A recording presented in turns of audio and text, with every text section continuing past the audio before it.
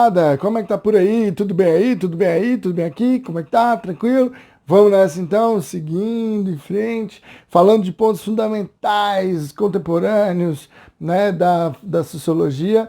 E a gente vai falando por aqui pelos meios internéticos, tabólicos, e aí deixa o seu curtir lá para nós, e aí a gente vai falar hoje desse cara.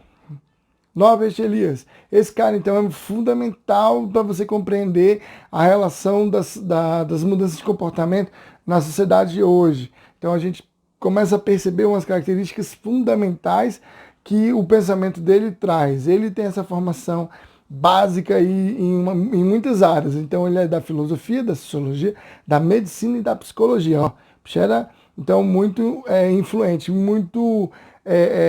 muito conhecimento. Outra coisa importante é que você percebe no pensamento dele um aspecto que eu vou dizer do pensamento de Freud, né? Então, bem interessante aí. Já vou chegar nesse ponto. Então, o que eu quero mostrar para você? Norbert Elias vai ser esse autor de origem alemã, a família dele era alemã, e também ele era judeu. E aí o que vai acontecer? A região que ele nasceu, que ele viveu, hoje faz parte da Polônia.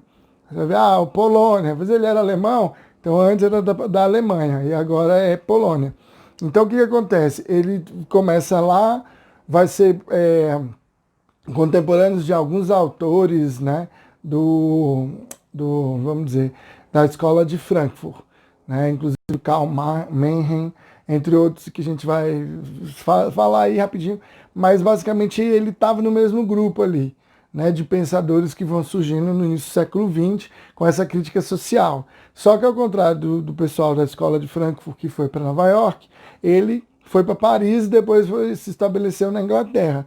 Então o impacto da guerra na vida dele é maior, né? Então ele vai ficar muito tempo ali sob essa pressão e ele só vai conseguir dar aula depois da guerra acabar e tal, retornar, e aí ele vai acabar então andando pela Europa e vai se fixar mesmo na Holanda, vai até falecer na Holanda. Então é interessante você perceber o seguinte, é um autor que traz uma visão semelhante do estruturalismo.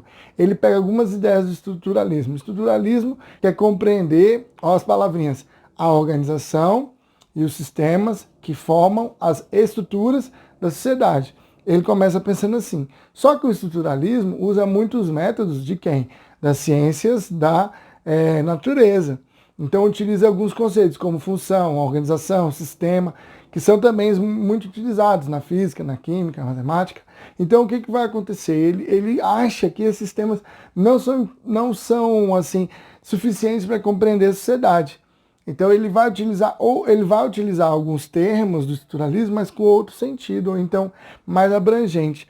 Por isso que é um autor considerado à margem ali do período. Então, no momento que ele se desenvolve, ele não tem tanto destaque, né? E ele só vai mesmo ser revisto, as obras vão ser publicadas no final dos anos 60, né? E ele só vai ganhar notoriedade mesmo nos anos 70 e em 1990, quando ele vai falecer. Então ele vai trazer uma concepção muito interessante, intrigante, que é essa formação do processo civilizatório. Então, para ele, a nossa realidade social ela é formada por teias de interação. E essas teias, né, imagina a teia. A teia significa o quê? Que você tem vários tipos de ligação, né? Ela aproxima para uma coisa só, mas ela tem um emaranhado, né? Então ele vai colocar que as nossas decisões pessoais influenciam nesse emaranhado total. Então por isso que ele não é muito considerado estruturalista. Porque o estruturalismo vai pensar que existe uma estrutura que exerce domínio sobre o indivíduo. O pensamento dele é um pouco diferente. O indivíduo ele vai fazer essas relações e, de certa forma, ele consegue colocar mais ou menos o que ele pensa ou sente. Tanto que o indivíduo também possui muitas vezes por ele mesmo um processo de vigilância, né? Um processo que o Freud vai chamar de superego, né? Então, na visão lá do Freud, lembra que eu falei que ele é influenciado lá pelo Freud, né? Ele é da área da psicologia. Freud vai dizer que a gente tem aqueles três estados lá, o ego, o id e o superego, né? Então, o superego seria a vigilância, a autoridade do Estado, que vai impondo no indivíduo limites, né? Então o Elias ele concorda um pouco com isso, que o próprio indivíduo cria esses limites. Um exemplo que ele dá é a etiqueta. Então a etiqueta seria uma transição de padrões de comportamento que vem desde a Idade Média e que vão se alterando. E tem coisas que é considerada etiqueta e que as pessoas hoje não têm um pouco aversão, não gostam muito. Então ele vai percebendo que essa mudança ocorre pelo indivíduo e não pela estrutura.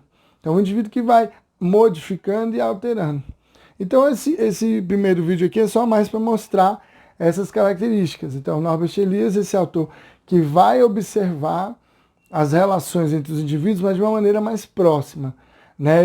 Olhando bastante esse lado do indivíduo, esse lado emocional, né? Esse lado da importância da decisão. Beleza? Então é isso aí, moçada. Depois a gente continua aí. Vou voltar com outro vídeo sobre esse autor para fechar os outros conceitos. Legal? Muito obrigado aí pela atenção e até bem breve.